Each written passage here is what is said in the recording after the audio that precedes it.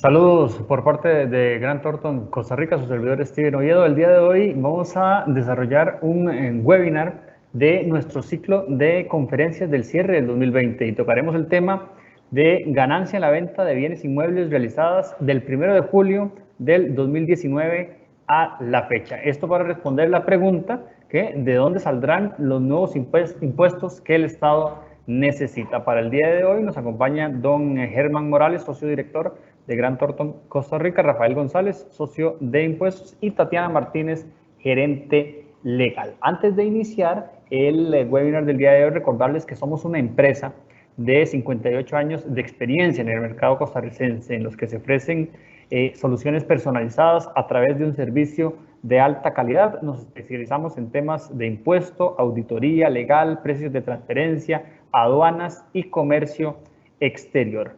Y también les voy a repasar un poco los próximos eventos que vamos a tener en los próximos días, porque el 13 de octubre estaremos realizando un webinar a nivel centroamericano con el tema de los precios de transferencia. Esto será a las 10 de la mañana y tendremos exponentes de toda la región centroamericana. Ese mismo día, pero a las 2 de la tarde, contaremos nuevamente con doña Mari Sánchez, directora de Consultoría y Capital Humano de Grant Thornton, Cristel Ureña, gerente asociada, y don Germán Morales como socio director para otro webinar de capital humano, enfocado a recompensar con propósito para impactar a quienes impactan el negocio. Y el día 15 de octubre tendremos otro webinar programado sobre la ley de alivio fiscal, arreglos de pago para impuestos de aduana, esto a cargo de don Germán Morales, socio director, y don Jaime Morales, gerente de aduanas de Grant Thornton, Costa Rica. Pero para iniciar el día de hoy, le voy a dar los buenos días a don Germán Morales, que va a iniciar este webinar. Saludos, don Germán. Gracias, Steven. Buenos días a todos que nos escuchan el día de hoy, que nos han seguido durante todos estos jueves, en donde Grant Thornton es innovación, y creemos que la resiliencia no es simplemente rebotar en el momento de la crisis, sino realmente hacer cosas diferentes para salir de la crisis, para convertir la crisis en una oportunidad, reaccionando con innovación. Hoy nos vamos a valer de la experiencia y conocimiento de Rafael González y de Tatiana, donde vamos a ver el tema de rentas de capital, específicamente ganancias en la venta de bienes inmuebles. Todo esto con base a la experiencia que Grant Thornton tiene después de más de un año de haber iniciado la implementación de la Ley de Fortalecimiento de las Finanzas Públicas, siempre dando información a ustedes para que puedan tomar decisiones con conocimiento, los riesgos asociados que hay, puedan cumplir todas las obligaciones que las normas exigen, y de esa forma aprovechen también algunas ventajas que tengan las normas al momento de aplicarlas. Es muy importante establecer que vamos a seguir con estos eventos, como lo explicó Steven, con el fin de buscar siempre darles información a ustedes a dónde es que están los elementos de donde Hacienda se va a valer para buscar el aumento en la recaudación que necesita. Por eso es que los invitamos a todos los eventos del próximo martes y el próximo jueves. Le doy la palabra a Steven para que empecemos con el evento del día de hoy. Adelante, Steven. Gracias, don Germán. Vamos a pasar ahora a saludar a don Rafael González, que también estará con nosotros el día de hoy en este webinar. Saludos, don Rafael. Muy buenos días, Steven. Muy buenos días a todos los compañeros. Muchísimas gracias a los que nos acompañan. Esperemos que esta mañana, hablando de impuestos, sea muy provechosa para que el cumplimiento adecuado de las obligaciones tributarias nos permita dormir tranquilos y nos permita hacer los negocios bien. Gracias, don Rafa. Ahora le vamos a dar los buenos días a Tatiana Martínez, que va a tener a cargo gran parte de la presentación del día de hoy. Saludos, Tatiana. Hola, muy buenos días. Muchas gracias por el espacio.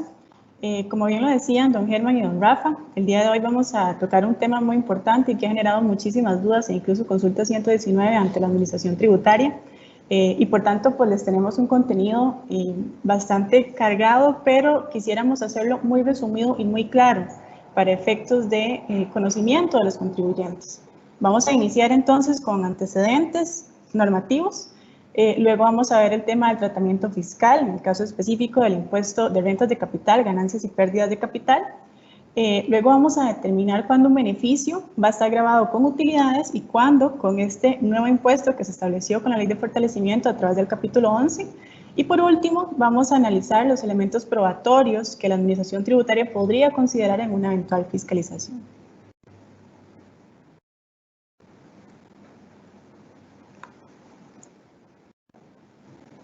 Importante destacar, recordemos que la Ley de Fortalecimiento de las Finanzas Públicas, si bien se publicó en diciembre del año 2018, lo cierto del caso es que inició su vigencia 6 meses después, es decir, el 1 de julio del año 2019. Y si bien tiene varios temas de esta ley, en el caso específico de renta, modificó, ¿verdad?, la normativa y, por ejemplo, incluyó este capítulo 11, que es el de rentas de capital, ganancias y pérdidas de capital, y además, pues, por ejemplo, eliminó lo que en su momento era el impuesto de renta disponible, considerando el tema de los dividendos como parte ahora, ¿verdad?, de las rentas de capital inmobiliario. Sin embargo, como lo decíamos, lo que vamos a hacer es centrar la conversación en específico en el caso de ganancias de capital. Bueno, importantísimo. Con esta ley de fortalecimiento lo que se vino a hacer es justamente esta diferenciación más clara, ¿verdad? Si bien existía antes, lo importante es que ahora sí la tenemos clara entre rentas empresariales, donde por ejemplo tenemos el tema de la organización de factores de producción, entre ellos tierra, capital, trabajo, y el tema, por supuesto, de la habitualidad de la actividad que yo desarrollo. Mientras que por otro lado tenemos las rentas pasivas. Es decir, esas rentas que, por ejemplo, se caracterizan por ser intereses, dividendos, o por ejemplo el tema de los arrendamientos que vino a modificarse sustancialmente pues, con la entrada en vigencia de esta normativa. También se vino a establecer una serie de normas específicas para entidades reguladas por SUGEP. Sin embargo, en este webinar solamente vamos a ver los casos pues, más comunes, ¿verdad?, que nos pueden llegar a generar algún tipo de duda como contribuyentes. Es importantísimo, hoy vamos a analizar también, para efectos de concluir ya el webinar, el tema de la afectación a la actividad económica que esto podría generar que, por ejemplo, una renta pasiva eventualmente por sus características pueda llegar a considerarse gravada con el impuesto a las utilidades. Yo aquí voy a interrumpir a Tatiana porque me parece importantísimo estos tres conceptos que estamos viendo. Vamos a ver, cuando la ley cambió, quedábamos en el entendido de que íbamos a modificar un sistema cedular a uno un poco más tendiente a lo global. Lo que nos quedó fue un régimen de rentas empresariales y uno de rentas pasivas. Y hay tres conceptos que son fundamentales. Primero, la afectación a la actividad. Por afectación a la actividad, entiéndase cuando el bien, el elemento patrimonial, se utiliza para el ejercicio de una actividad lucrativa. Pero vean ustedes que eso es un poco etéreo. Eso nos llevaba un poco al concepto antiguo de habitualidad, que es a lo que yo me dedico de manera pública y frecuente y a lo que le dedico la mayor parte de mi tiempo. Sigue siendo un concepto etéreo. Por dicha se incorporó y en la propia ley se establece el concepto económico de la organización de los factores de producción. Entonces yo siento que una de las primeros takeaways, una de las primeras moralejas que tenemos que llevarnos de esta conversación es que la organización de los factores productivos son los que nos van a permitir orientarnos hacia ese componente de habitualidad, hacia esa afectación que es la que en un final nos va a decir si estamos dentro del marco de la renta empresarial o si bien estamos dentro de las rentas pasivas. Pero yo quisiera que así como que nos quede ese componente teórico, porque a la hora de pensar entre una u otra, afectación. ¿Y qué es afectación? Habitualidad. ¿Pero qué nos lleva más al concepto económico? La organización de los factores productivos. Eso es una renta empresarial, lo otro sería una renta pasiva. Gracias a ti. Perfecto. Bueno, continuando con la presentación, importante destacar que, como lo decíamos, la ley de fortalecimiento pues vino a cambiar un poco, ¿verdad?, las cédulas que en su momento teníamos, como el tema de la renta disponible y que ahora es parte pues, de las rentas de capital mobiliario. Y de hecho vino un tema importantísimo, ¿verdad?, que son las ganancias de capital, que en su momento lo que la administración había sostenido era que eran gravables con utilidades únicamente cuando fueran parte de mi actividad habitual, ¿verdad? De hecho, en algún momento pues se generó mucha duda por parte de los contribuyentes, pero ahora sí, la ley de fortalecimiento dice esto está grabado y con este nuevo impuesto, ¿verdad?, sobre la renta. Tal vez es importante destacar el tema de la renta global que se ha estado hablando con el tema del Fondo Monetario Internacional, ¿verdad? Que incluso ya el presidente dijo que en principio ya no va a considerar esa primera propuesta, pero sí se generó una discusión con el tema de renta global. Esto realmente lo que quiere decir es que yo agarro todas estas cédulas y entonces voy a tener que tributar, las pongo en una sola canastita y tributo de una determinada forma.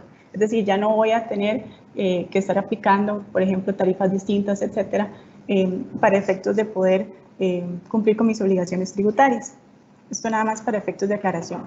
Muy importante, Tatiana, porque devuélvete un segundito, por favor, nada más, porque igual yo sé que son conceptos que generan mucho ruido. Bueno, vean el ruido que se está generando con esto. Cuando el ministro de Hacienda dijo que íbamos a pasar por una transición de impuestos temporales para luego terminar en una renta global, solo imaginémonos que lo que teníamos antes de julio del 2019 eran un montón de estas bolitas.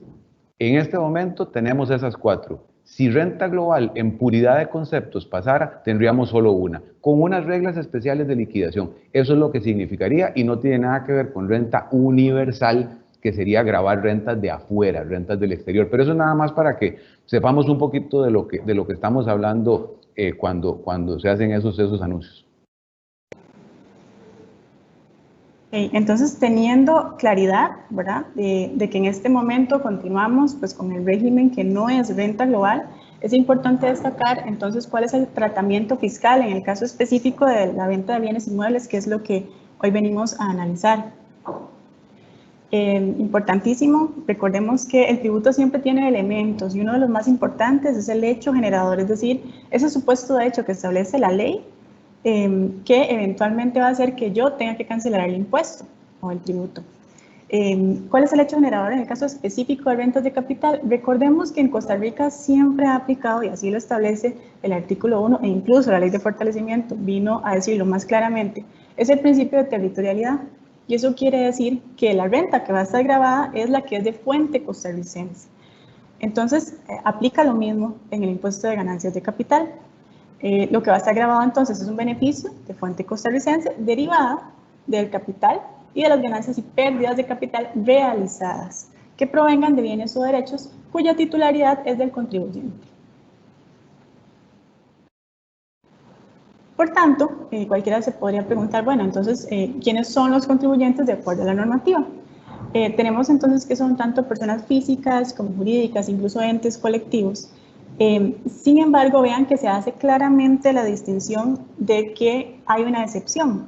Cuando, por ejemplo, yo tengo que tributar específicamente de acuerdo al artículo 1, que es el impuesto a las utilidades, es decir, cuando esa ganancia de capital pues tiene relación con mi actividad económica y por tanto yo voy a tener que tributar de acuerdo al capítulo 1 de la ley del impuesto sobre la renta. Y también se hace la distinción en el caso específico del impuesto de remesas al exterior, donde lo importante es destacar que el contribuyente es la persona no domiciliada. Acá tenemos un pequeño resumen, ¿verdad? Porque si bien les decía que existe el capítulo 11, pues realmente lo que graba son distintos tipos de rentas. Entonces tenemos, por ejemplo, nada más para tenerlo claro, rentas de capital inmobiliario, que es lo que ha generado mucha duda, ¿verdad? Por parte del contribuyente. Tenemos, por ejemplo, los arrendamientos de los bienes inmuebles. Incluso también aquí están grabados la cesión de derechos de uso o goce, por ejemplo, el tema del usufructo, etc. Entonces aquí vamos a tener un régimen especial donde, por ejemplo, yo voy a tributar por el 15 del 85. En caso de rentas de capital mobiliario, tenemos entonces el tema de los intereses, el tema de los dividendos, que como les decía antes estaba debidamente regulado en las rentas disponibles, ¿verdad? Y también en el caso de arrendamientos o derechos de uso, pero sobre bienes muebles. Y terminamos con lo que nos interesa el día de hoy, que son las ganancias o pérdidas de capital que se dan cuando, por ejemplo, yo tengo una variación en el valor de mi patrimonio. Tatiana, una pequeña interrupción como para quedar igual conceptualmente claros. Vean que la ganancia y pérdida de capital se define de una manera muy amplia, se define como una alteración en el valor del patrimonio, pero sobre la base del principio de realización. ¿Eso qué significa? Que mi patrimonio desde el punto de vista contable muy probablemente tenga variaciones como consecuencia de valuaciones que que de nuevo, desde el punto de vista de la NIF, son obligatorias en muchos casos. Esas alteraciones en el valor del patrimonio no son gravables. Y además, y ahora lo vamos a ver, existen otros supuestos en los cuales, si bien es cierto, el valor del patrimonio se altera por la inclusión o exclusión de un elemento patrimonial, tenemos algunos que por disposición de ley no van a estar afectos a ser considerados ganancias o pérdidas. Pero tengamos por lo demás, primero el concepto de realización. O sea, los efectos de la evaluación no están jugando dentro de la figura de la ganancia o pérdida de capital. Justamente en lo relacionado con lo que indica don Rafa, la ley establece ciertos supuestos en los cuales se debe entender que no existe una alteración en la composición del patrimonio. ¿Cuáles son estos? Cuando, por ejemplo, yo localizo un derecho, cuando pues hay un divorcio y entonces lo que se hace es que se distribuyen los bienes gananciales, ahí también se indica que, bueno, que ese beneficio que va a obtener cada uno de los antiguos cónyuges, pues no deberá considerarse gravado con este impuesto. También en el caso de los fideicomisos de garantía, recordemos que esta figura, justamente como lo dice la palabra, es únicamente un tema de garantía. Yo le debo tanto a una persona en específico y entonces esa persona me dice, bueno, necesito una garantía. Yo creo entonces un fideicomiso que es un patrimonio autónomo y ese aporte que yo le voy a hacer a ese fideicomiso no se debe entender como una alteración del patrimonio del fideicomiso. Ocurre lo mismo cuando yo tengo un fideicomiso testamentario, ¿verdad? Cuando lo que quiero es ordenar los temas para cuando yo pues fallezca y entonces mis hijos sepan qué le va a tocar a cada uno de ellos.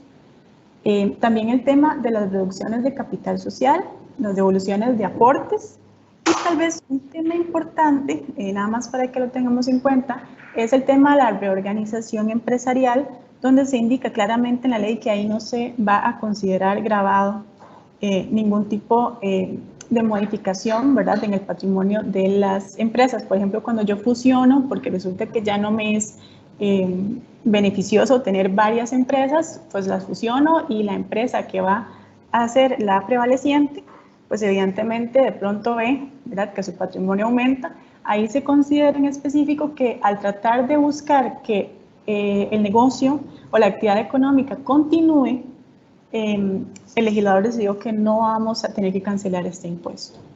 Aquí un comentario muy interesante porque lo hemos estado discutiendo en días muy recientes. Vean ustedes que cuando se habla de una reducción de capital social, lo que se me dice es que yo, accionista, que recibo ese bien o ese recurso monetario que corresponde a esa liquidación del patrimonio social, no es una alteración en el valor de mi patrimonio. Pero sí me dice que el exceso se va a entender un dividendo, o sea, es una renta del capital mobiliario en otra modalidad. ¿Qué quiere decir eso?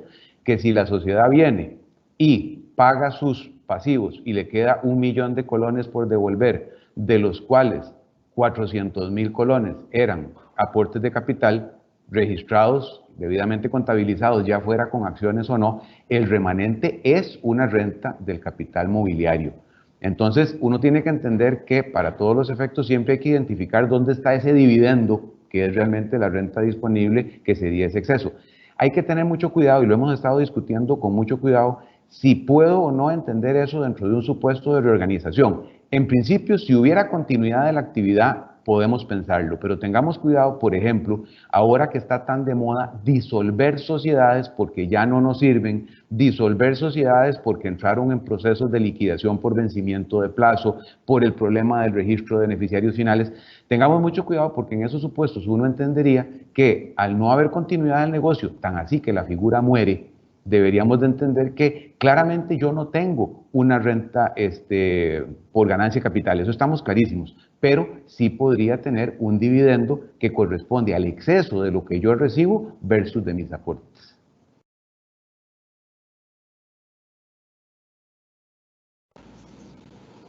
También es importante destacar que existen otro tipo de exenciones, ¿verdad? Por ejemplo, en el caso de la vivienda habitual, y este ha sido un tema que ha generado también dudas, porque, por ejemplo, antes, sobre todo de la ley que establecía, ¿verdad?, el impuesto de personas jurídicas, la gente acostumbraba a tener, por ejemplo, su casa en una sociedad. Y de pronto lo que me están diciendo es que si yo vendo esta vivienda habitual, pues voy a tener que demostrar que si bien está a nombre de mi sociedad, en la cual yo soy, por ejemplo, accionista, pues tengo que dejarlo claro, porque eventualmente la administración tributaria puede fiscalizarme y decir, no señor, ¿cómo sé yo que esa era su vivienda habitual si no estaba su nombre? ¿Verdad? De hecho, ya casi vamos a ver cuáles son los elementos probatorios que podríamos aportar en este caso. El otro caso también de exención son las herencias, legados y donaciones, ¿verdad? En este caso, entonces, se entiende que no se debe cancelar el impuesto. Esas son dos preguntas muy frecuentes, Tatiana, y como siempre, estos eventos que sirvan para tips. Primero, el asunto de la vivienda habitual. Vean la importancia, por ejemplo, a estas alturas, y ahora lo vamos a ver, del registro de beneficiarios finales. Porque posiblemente la sociedad en la que está la casa que yo vendí, que era donde yo vivía, esa sociedad le pertenecía a otra sociedad que le pertenecía a otra sociedad. Si yo no tuve el cuidado de ser el beneficiario final en mi registro, no le voy a poder probar a la tributación que yo vivía ahí y que era mía. Entonces termino pagando un impuesto que por descuido no lo hubiera tenido que pagar. Y en el caso de herencias y donaciones, esa es pregunta frecuentísima. Si a mí me regalan algo, ¿se altera el valor de mi patrimonio? Claro que sí. ¿Es gravable? No, no en este momento. ¿Cuándo va a ser gravable? Cuando yo enajene ese bien. ¿Por qué? Porque voy a pagar la ganancia de capital en la venta de ese bien, posiblemente sobre su casi valor bruto. Ahora vamos a ver la base imponible, porque yo no tuve costo, lo recibí a título gratuito. Pero recibir en herencia no tiene impacto en el patrimonio o sea, tiene impacto en el patrimonio de quien dona y de quien la recibe, pero no con efecto fiscal de ganancia o pérdida de capital.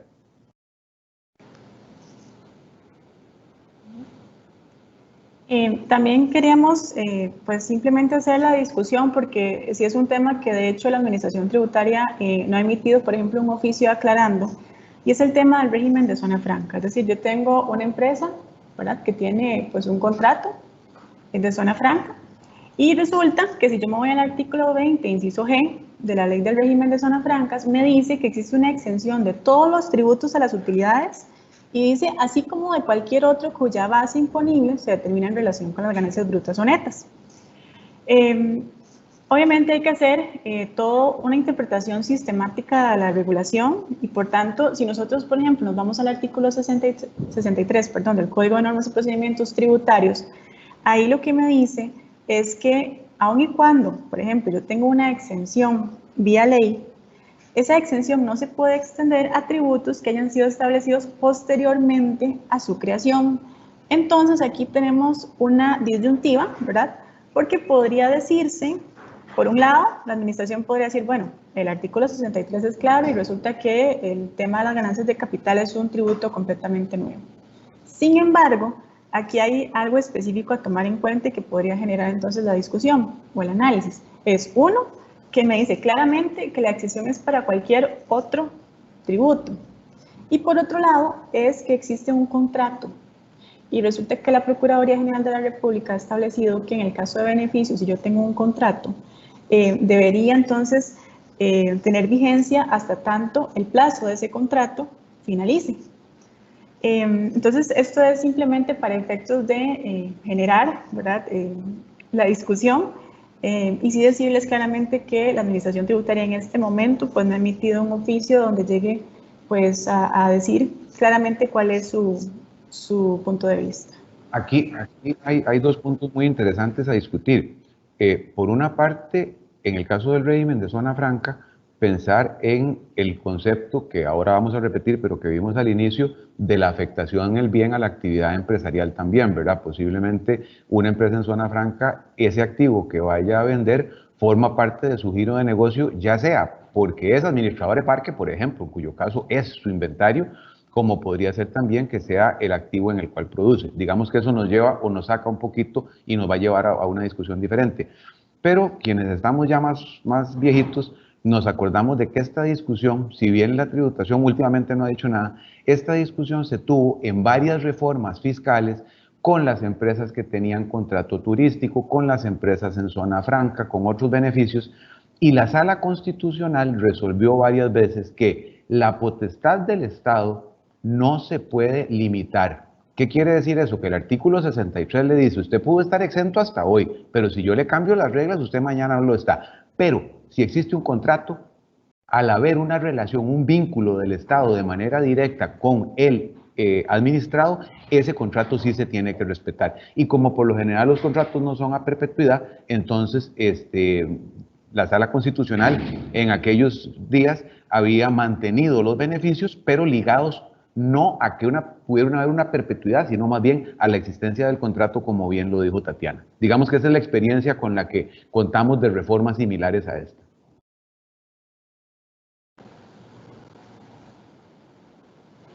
Y esto es justamente lo que hablábamos del tema de la vivienda habitual, cuando, por ejemplo, yo la tengo a nombre de una sociedad y resulta que yo soy el accionista. Lo que dice la norma es que debo probar que pues esa vivienda es donde yo he vivido los últimos años, por ejemplo. Lo que pasa es que no dice claramente cuál es la prueba que yo tengo que presentar. Por tanto, aquí les tenemos simplemente a manera ejemplificativa una serie de documentos que podrían ayudarnos pues a aprobarlo. Por ejemplo, tenemos el tema de los recibos de pago de los servicios públicos que estén a nombre de la persona física o del accionista, las gestiones ante la municipalidad, que por ejemplo yo haya firmado la declaración del impuesto de bienes inmuebles, hay que estar presentando cada 5 años, contratos bancarios, donde por ejemplo se haya constituido una hipoteca y yo lo haya suscrito, fotografías, incluso prueba testimonial. Yo podría llamar a mi vecino para que él vaya a decir que efectivamente yo iba ahí hace 10 años. Incluso podríamos pensar en una declaración jurada, ¿verdad? Una certificación de capital accionario donde se vea que yo soy justamente el accionista, por ejemplo, el dueño del 100% de la sociedad. Y también lo ideal sería que a nivel de la escritura pública que emite el notario público se indique claramente o el vendedor haga esa declaración de que esa propiedad pues fue donde él vivió durante mucho tiempo y por tanto al ser su vivienda habitual pues debería entonces aplicar la exención.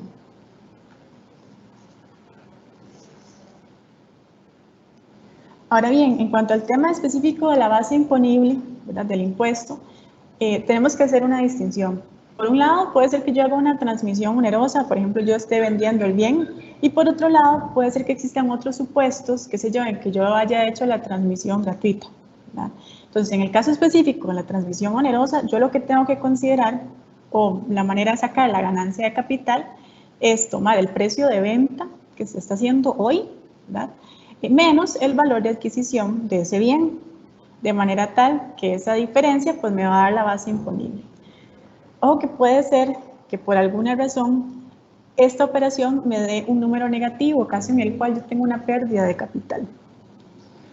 Por otro lado, entonces tenemos los demás supuestos, que les decía, por ejemplo, la transmisión gratuita, donde yo lo que debería tomar en consideración como base imponible es ese valor de mercado del bien o del derecho, ¿verdad?, que es parte del patrimonio del contribuyente y pues que se va a trasladar de persona.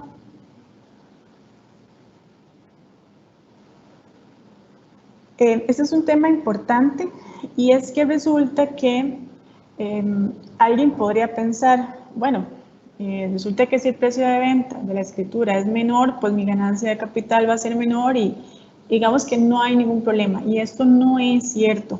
¿Por qué? Porque en primer lugar es importante destacar que el valor de transmisión, primero, evidentemente va a ser el monto que realmente se canceló por el bien.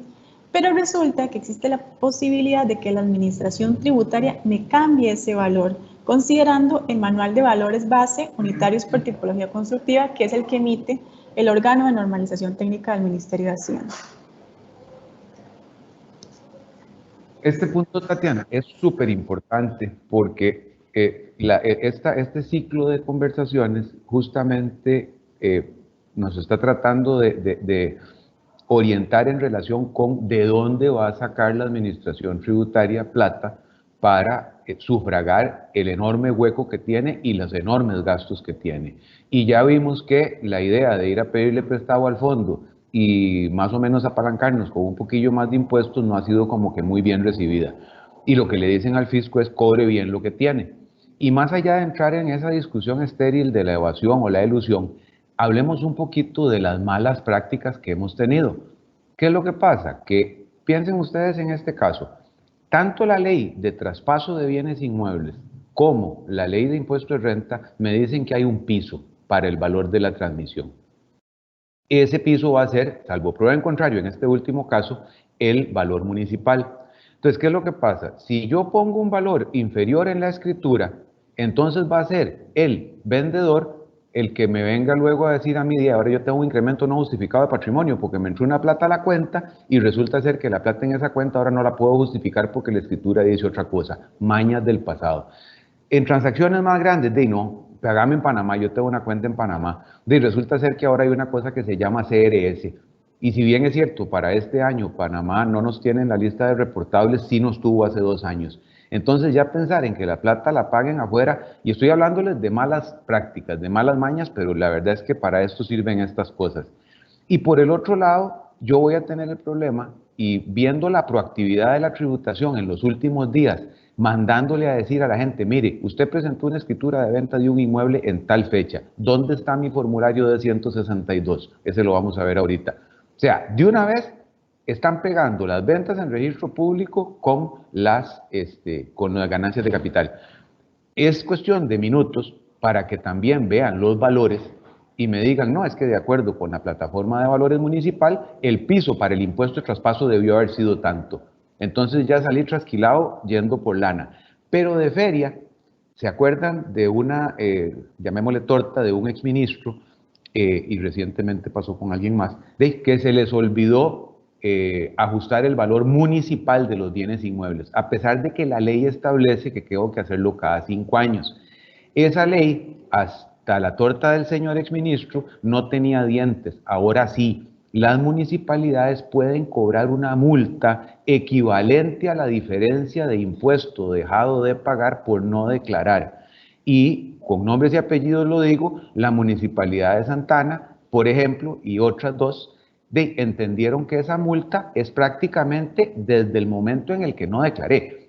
Jurídicamente eso a mí no me parece correcto, pero lo cierto del caso es que hay municipalidades que dicen, y no me declaraste, me debes la diferencia de impuesto desde hace 5 años.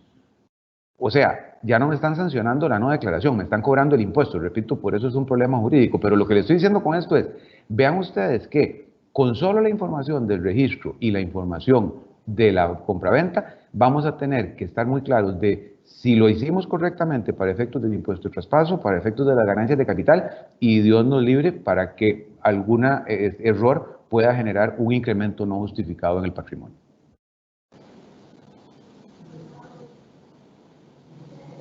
Y recordemos que, bueno, dentro de los elementos de la base imponible, entonces también tenemos el valor de adquisición. Aquí lo que vamos a tener que considerar es el importe real que yo cancelé, ¿verdad? Cuando había adquirido este bien, pero también tengo que sumarle ciertas cosas, por ejemplo, el costo de las inversiones y de las mejoras que se le han hecho, también los gastos inherentes a esa adquisición, ¿verdad? Y en el caso de los bienes depreciables, también tengo que restarle el monto correspondiente a la depreciación acumulada al momento de la transmisión. Aquí hay un tema también importante, y es que este valor de adquisición se va a actualizar con base en las variaciones de los índices de precios del consumidor determinados por el INEC, dependiendo del año en que se hizo pues, el importe real o las inversiones. Entonces, eso sí es importante porque vean que este valor de adquisición pues, está compuesto por varios elementos pues, que hay que considerar para poder llegar a la base imponible específica para efectos de determinar el tributo a cancelar. Y aquí, pues lo que tenemos realmente es pues un diagrama, ¿verdad? De lo que acabamos de decir, todo lo que tenemos que sumar para efectos de poder entonces establecer ese valor de adquisición. Tatiana, muy importante, tal vez para los que en su oportunidad convivieron con el régimen del antiguo artículo 26 del reglamento, y es que, vamos a ver, las reevaluaciones de activos desde el año 2001 no han tenido efecto fiscal. O sea, reevaluar activos no tenía efecto fiscal, pero había una disposición que permitía a los urbanizadores o fraccionadores de inmuebles obtener una evaluación especial para efectos de actualizar su costo. Eso ya no existe. Entonces, vean ustedes que para cualquier efecto, no es el avalúo de un perito, no es el avalúo municipal, no es lo que yo quiera poner, es lo que realmente pagué, las mejoras que autoriza la ley. Vean que ni siquiera el gasto financiero que contablemente podría capitalizarse se vale para este efecto, y la actualización por índice de precios. Nada más. Esos son los ajustes al costo o al precio de compra, digamos, al piso que yo voy a poder utilizar para efectos de contrastar contra mi precio de venta. Repito, es una pregunta muy frecuente. Mira, es que a mí me llegó la MUNI, me hizo el avalúo y me metió un tamaño aumento. Maravilloso, hay que pagar impuesto de bienes inmuebles. ¿Eso me sirve para efectos de renta? No. ¿Ok? Eso es muy importante tenerlo claro. Y sí es importante destacar ya en lo referente al tema de las tarifas que existe una tarifa general que es del 15% sobre la ganancia de capital. Sin embargo, el legislador tomó en cuenta el tema, ¿verdad?, de que antes la gente pues ponía valores de los bienes pues, muy bajitos. Entonces, ¿cuál es el tema acá? Que llegó el legislador y dijo, bueno, vamos a hacer una pequeña excepción en el caso específico en los cuales yo, por ejemplo, había adquirido el bien inmueble antes de la entrada en vigencia de la ley de fortalecimiento, es decir, antes del 1 de julio del año 2019. Y estableció que podía yo aplicar entonces una tarifa del 2,25%, pero sobre el precio de venta, ¿verdad? Entonces veamos aquí que la base imponible es distinta. Y también estableció que en el caso específico de que, por ejemplo, quien vende sea una persona no domiciliada, ¿verdad?, y vende un bien inmueble ubicado en Costa Rica, pues entonces el comprador debe hacer una retención, pero de un 2,5%. Y aquí sí es importante destacar que incluso la normativa establece que el notario público tiene que hacer la indicación en la escritura pública de que se hizo esa retención. Una cosa que es importante, cuando ustedes vieron la segunda filmina y el propio título de esta conversación tiene que ver con las ventas a partir del 1 de julio. ¿Por qué? Porque es a partir de esa fecha que tenemos vigente esta nueva regulación. Pero vean ustedes que lo ocurrido con los bienes que yo tenía antes del 30 de junio corresponde precisamente a estos supuestos de una tarifa diferenciada. ¿Por qué 2.25? Dicho medio en broma, porque 2.30 es mucho y 2.20 es muy poquito. Simple y sencillamente sacaron algo que les pareció justo y establecieron que yo podía escoger. ¿Por qué razón? Porque estamos hablando de bienes que yo tenía antes del 30 de junio. Es una consideración a que de alguna manera están grabando riqueza que se vino acumulando a lo largo del tiempo. Entonces, muy probablemente un bien heredado o un bien que yo compré hace 40 años lo venda pagando el 2.25 del precio de venta, mientras que un bien que adquirí hace relativamente poco tiempo, tal vez sea preferible pagar el 15% porque no me estoy ganando mucho. Lo que sí es muy importante, y ahí está subrayado, es que esa primera venta ha generado montones de confusión. La administración lo ha tenido que aclarar muchas veces porque es un error, vamos a ver, semántico del legislador. Porque si ustedes se ponen a pensar, no puede haber más de una primera venta, porque a la segunda ya la cosa no es mía. Aquí a lo que se refiere es que un bien solamente puede ser sometido a este régimen en cabeza de la persona que lo tuvo antes del 30 de junio. De ahí en adelante viajará con las reglas del 30%. Ahorita les vamos a poner un ejemplo, ahí se las dejo para dejarles la idea en la cabeza, pero nada más pensemos que al hablar yo de que es esa primera venta, lo que se refiere es activo por activo, yo podría ser una persona que tiene 4 o 5 bienes inmuebles, que tiene algún otro bien intangible, lo que fuera. Cada una de esas ventas va a estar sometida a este régimen de beneficio. O sea, yo puedo vender un lote y dentro de no sé cuánto tiempo vender la otra propiedad que tenía. Inclusive yo podría, y ese es el ejemplo al que les voy a llegar un poquito más tarde, fraccionar, y no por eso cambian las cosas. De hecho, ahora vamos a ver un oficio muy interesante de la tributación sobre esto, pero nada más para que irles adelantando que va a haber una línea un poquito delgada, sobre todo en relación con este 225 y la posibilidad de aplicar el régimen de la renta de ganancia de capital versus el de la renta empresarial. Pero ahorita ya vamos a llegar ahí.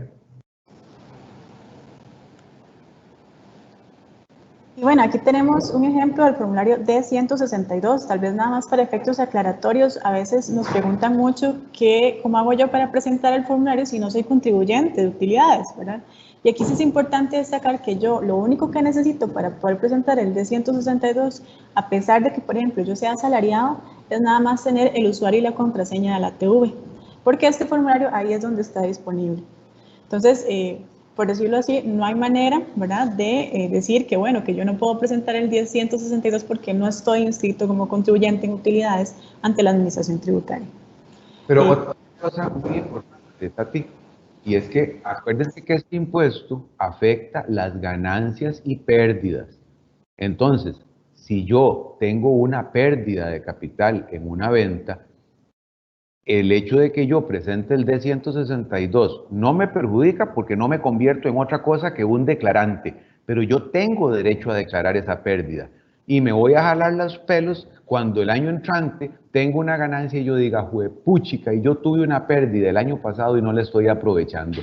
Entonces, la idea precisamente de formalizarnos en materia tributaria es entender que cuando yo tengo una pérdida de capital, así como la tributación me va a pedir qué pasó con el D162 si no lo presento por la ganancia, igual yo tengo que presentarlo por la pérdida, porque recuerden que este impuesto en particular permite compensar ganancias y pérdidas un año para atrás y 3 para adelante. Entonces, declarar es buena idea cuando tengo la pérdida en la medida que puedo compensar una ganancia futura. Esa es la cultura que tenemos que crearnos.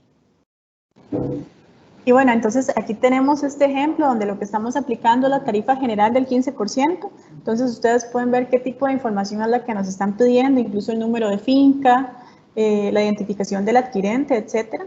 Yo tengo entonces que indicar el valor de adquisición y el valor de transmisión para que de una vez el formulario me establezca cuál es la ganancia de capital, es decir, la base imponible. Y pues simplemente se va a aplicar el 15%. Y finalizamos pues con un impuesto de 15 millones en este caso.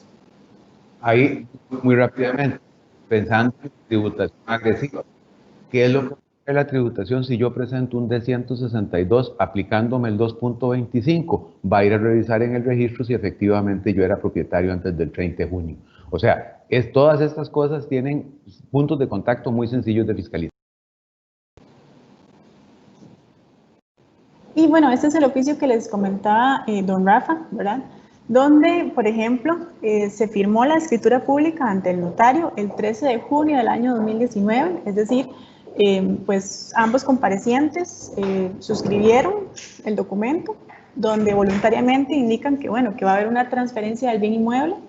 Se presenta ante el Registro Nacional el testimonio de escritura con todos los timbres, etcétera, siempre antes del 30 de junio del año 2019.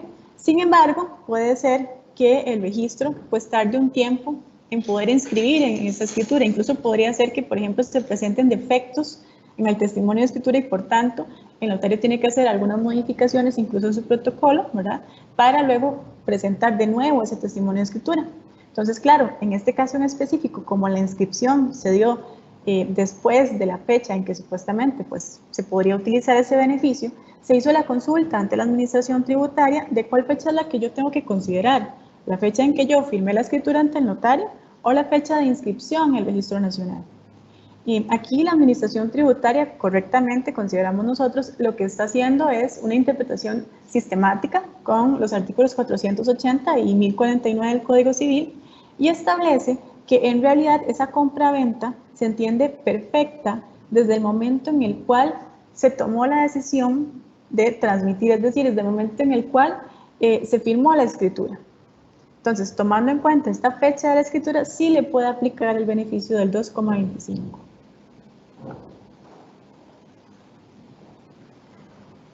Ahora bien, vamos a ver un poco lo que decíamos al inicio, de que a veces hay situaciones donde tenemos que determinar si yo voy a tener que tributar en el impuesto a las utilidades o en el impuesto de ganancias de capital. Y específicamente vamos a ver también el caso de un terreno. Vamos a ver. Tal vez, perdón, que te interrumpo un segundo siguiendo el ejemplo. Recuerden que acabamos de hablar del concepto de afectación, del concepto de habitualidad, del concepto de organización de los factores de producción. Entonces, si ustedes ven lo que queremos transmitirles a ustedes es que hay casos, y vayámonos a la extrema derecha, donde habla de terreno ocioso, donde pareciera absolutamente cristalino el que un terreno que está ahí baldío y yo lo vendo, pues por supuesto que es un bien que va a estar afecto a una ganancia de capital de las que están grabadas en el 15 o en el 225 según el caso. Inclusive, siguiendo la tesis de que lo accesorio sigue la suerte lo principal, si este bien estuviera dado en arrendamiento bajo el régimen hermanito de este, que es el de las rentas del capital inmobiliario, el famoso 15 del 85, igualmente la ganancia tendría que ser una renta pasiva.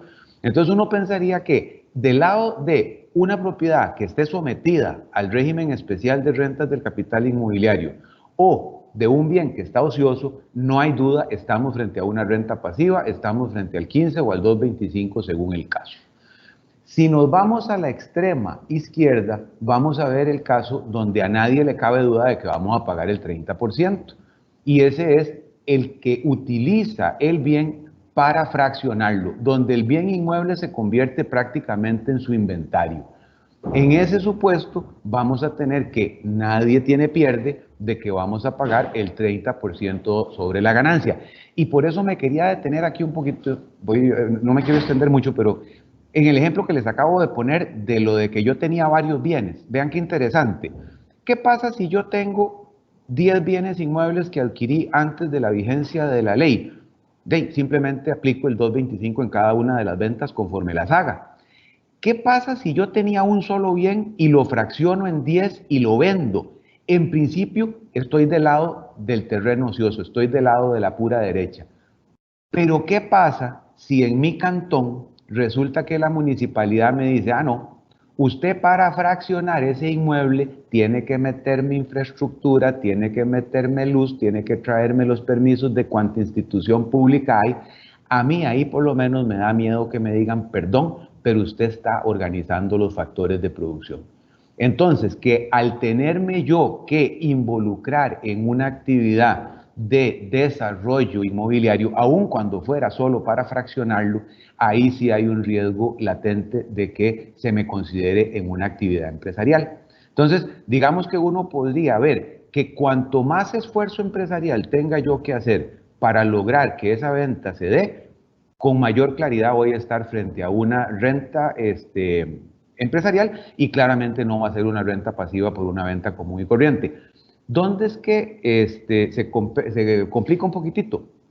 Cuando yo tengo un bien que yo, por ejemplo, soy Grant Thornton, tengo una empresa de servicios, tengo un bien inmueble, ese bien inmueble no está en el aire, o sea, tiene construcción y tiene terreno, y la pregunta es, bueno, ¿cómo definimos eso? Entonces, tal vez, Tatiana, si nos bajamos y vemos un poquito las normas, por favor.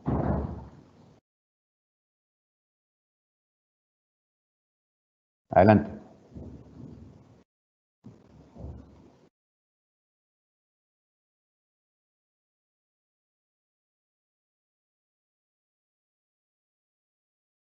Hijo, ahí se le quitó la presentación.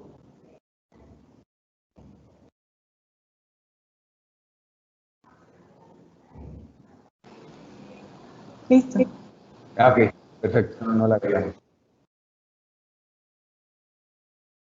Tal vez lo que, mientras Tati resuelve ahí los problemas técnicos, tal vez aquí el punto es, si uno analiza la normativa y ve el ejemplo que les estoy poniendo, una empresa industrial, una empresa comercial, una empresa de servicios que tiene un bien inmueble, contablemente va a tener separados claramente terreno y construcción, y todos estaríamos absolutamente claros de que la venta de lo que corresponde al componente constructivo está afecta al impuesto a las rentas empresariales. No cabe la menor duda.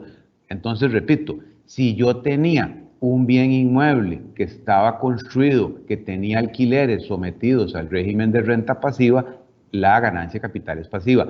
Si yo tengo un bien donde yo opero mi actividad de servicios, yo deprecio esa infraestructura y la vendo, eso va a estar afecto al 30% dentro de mi renta normal. La pregunta es, ¿y qué hago con el terreno? Por eso está marcado con tres casillitas, con tres estrellitas rojas esa norma que es el artículo 8, inciso F. El artículo 8, inciso F es la norma de la ley que dice que las ganancias o pérdidas tributan en el impuesto a las utilidades o a la renta empresarial cuando se trate de bienes tangibles sujetos a depreciación. Entonces, si uno analiza estas normas legales, y tal vez Tati, bajemos a las normas reglamentarias,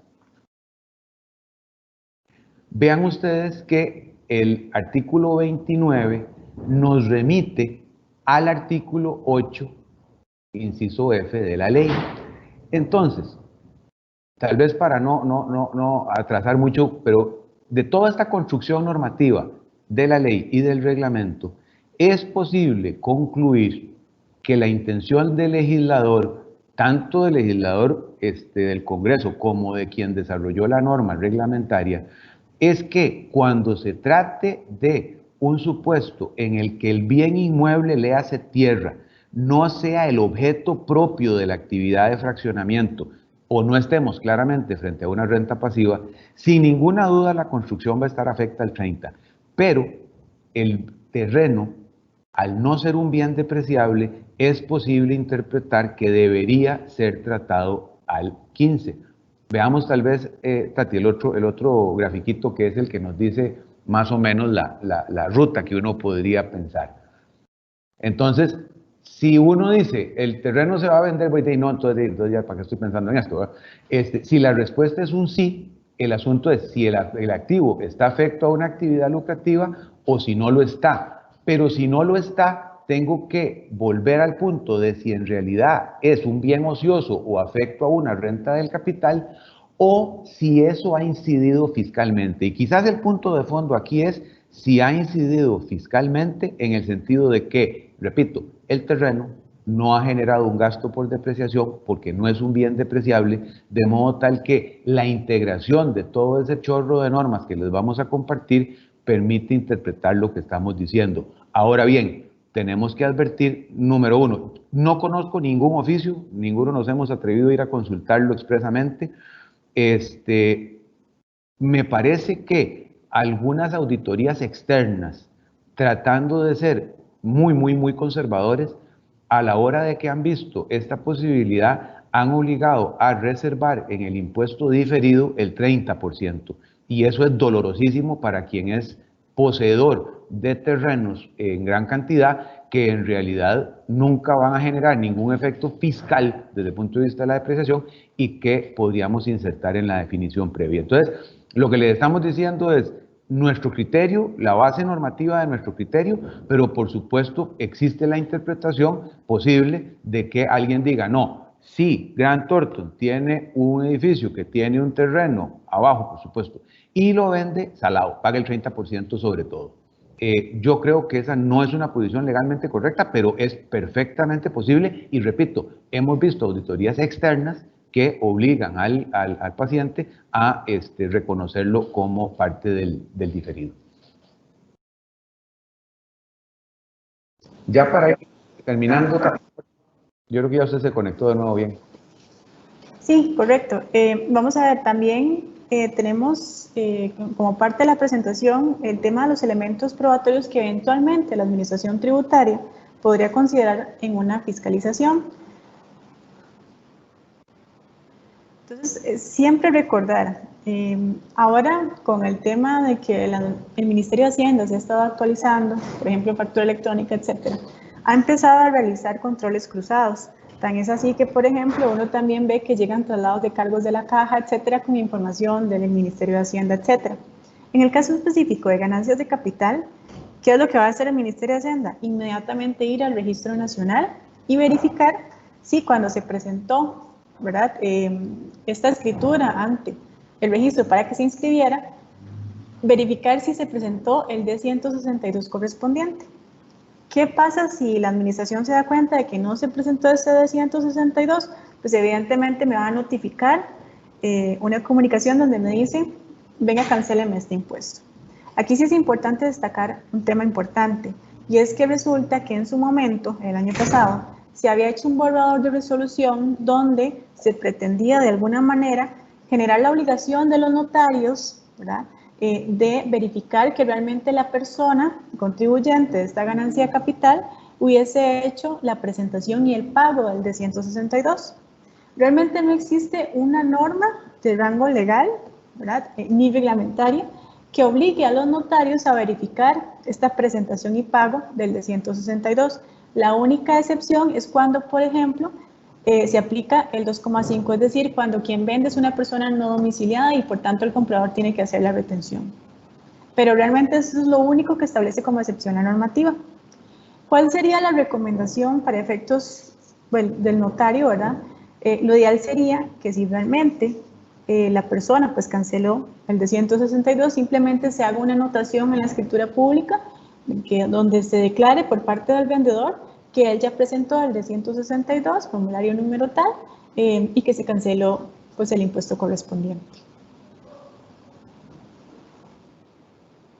Otro tema importante, ¿verdad? ¿A qué va a echar mano la administración tributaria en esta fiscalización? Pues obviamente el tema de la escritura, los movimientos registrales. Entonces, por ejemplo, en este tema de si aplico el 2,25, el 2,5 o el 15, pues lo primero que va a ir a revisar es la fecha de adquisición de ese bien, ¿verdad? Si yo lo adquirí antes del 1 de julio, cuál es el valor consignado en la transacción, que como decíamos puede ser objeto de revisión por parte de la administración tributaria. También si el no domiciliado pues sufrió la retención por parte del comprador. En el caso de la vivienda habitual, va a ir a revisar, ¿verdad? A ver si de casualidad en la escritura pública se dijo esta declaración de que si bien, por ejemplo, está a nombre de una sociedad, lo cierto del caso es que esta siempre ha sido mi vivienda habitual. Y por supuesto va a ir a revisar también los movimientos históricos del bien inmueble. También es importante destacar que, como lo decía don Rafa, en el caso de la afectación, va a ir a revisar la actividad económica de la empresa, ¿verdad? Por ejemplo, ver si pues, es un desarrollador inmobiliario y por tanto se debe entender que los bienes inmuebles son parte de mi inventario y por tanto va al 30%, por ejemplo. También va a revisar cuáles son los valores declarados de previo. De hecho, hemos tenido varios casos en los cuales, por ejemplo, llega la administración y me cambia el valor fiscal considerando qué fue lo que yo declaré ante la municipalidad como impuesto de bienes inmuebles y también incluso en el ISO, en el impuesto solidario. Entonces esto también es importante destacarlo porque, como les digo, realmente la administración ahora pues está muy actualizada en temas de control cruzado.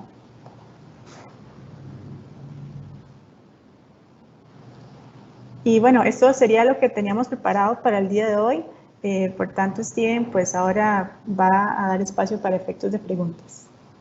Así es, gracias, Tatiana. Tenemos una gran cantidad de consultas de parte de los participantes. Agradecerle a todos sus preguntas. Dice la primera, ¿cuánto tiempo tengo después de una venta para presentar el formulario de 162?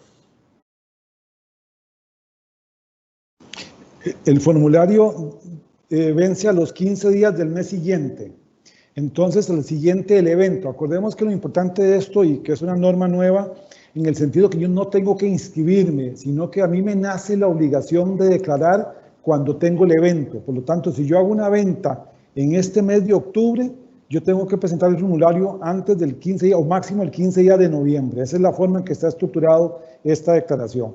Ya sea porque tengo la ganancia o porque tengo una pérdida, como decía Rafa, si yo quiero usar la pérdida porque tengo posibilidad de tener ganancias futuras y quiero amortizarla. Excelente, don Germán.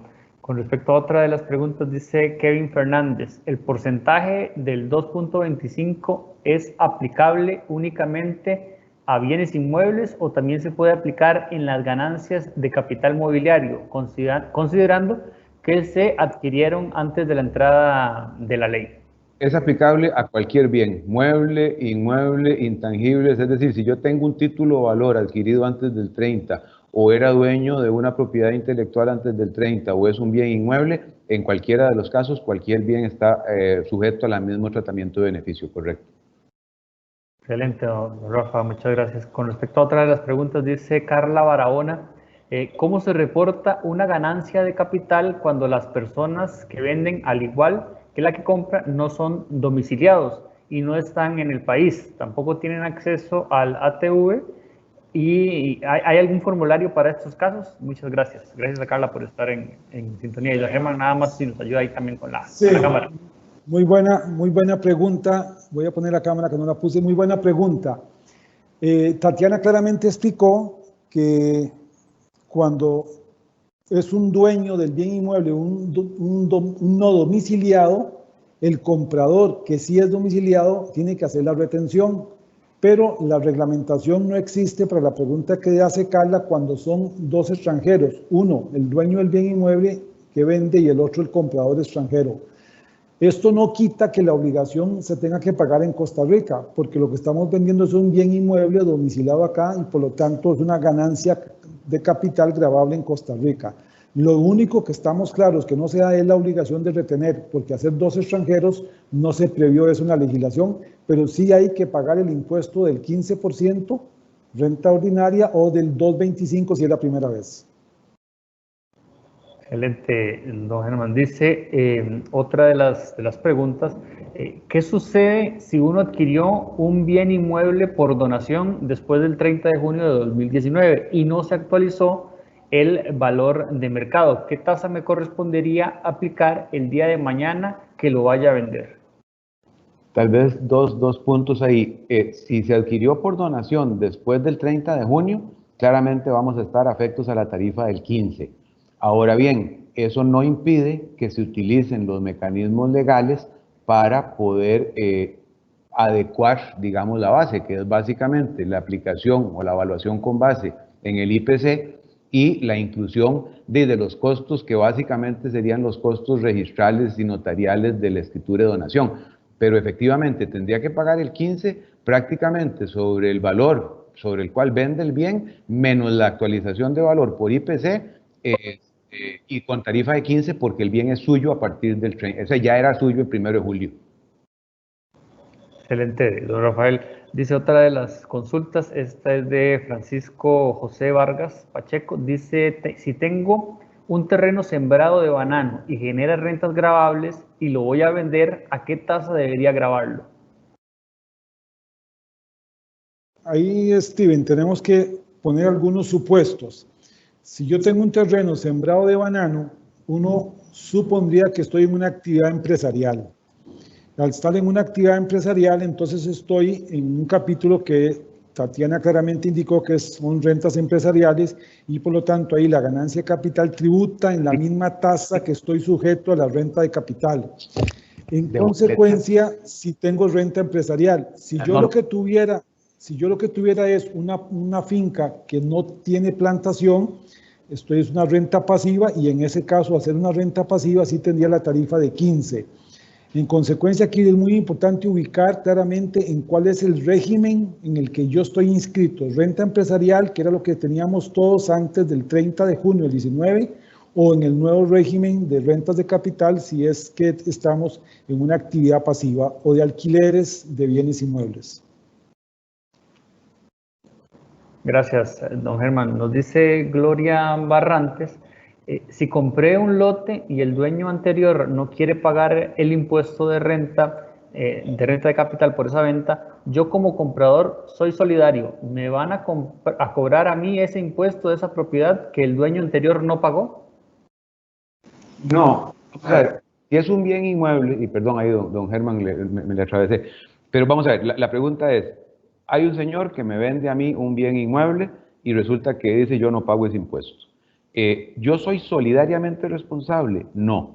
¿El bien respondería por esa obligación? No, porque ya no es del señor. El problema es que no lo pueden inscribir registralmente a nombre mío porque la ley impide que mientras no esté el bien quede registrado a nombre mío. Entonces, siguiendo la lógica de lo que dijo tributación en el anterior oficio, el acuerdo de cosa y precio hace saber que el bien es jurídicamente mío, de modo tal que no responde por la obligación tributaria de él, pero yo no puedo inscribirlo registralmente, entonces sí hay una sanción impropia por el incumplimiento de mi contraparte. No sé si, Herman... Gracias, don Rafael. Dice otra de las preguntas, ¿las mejoras hechas al inmueble se pueden tomar como pérdidas? Las mejoras, y aquí volvemos a conceptos básicos de contabilidad, de lo que es mejora, adición y lo que es reparación o mantenimiento. Lo que son gastos de reparación y mantenimiento de un bien inmueble, eso no se capitaliza, eso va al gasto. Lo único que yo puedo poner ahí, que puedo agregar al costo de compra, son las mejoras o las adiciones. Todo eso suma para efecto de calcular el costo que es el cual yo lo resto al precio de venta y por lo tanto me da una ganancia neta menor, que es la base imponible sobre la cual se calcula la tarifa de 15. Entonces, estamos hablando solamente de mejoras y adiciones capitalizables.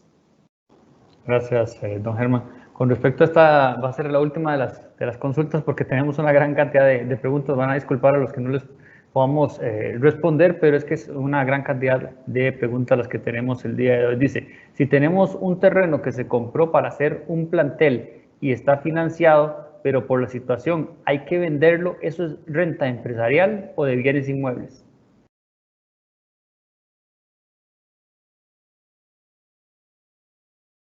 Sí, ¿podría repetir un poquito la pregunta?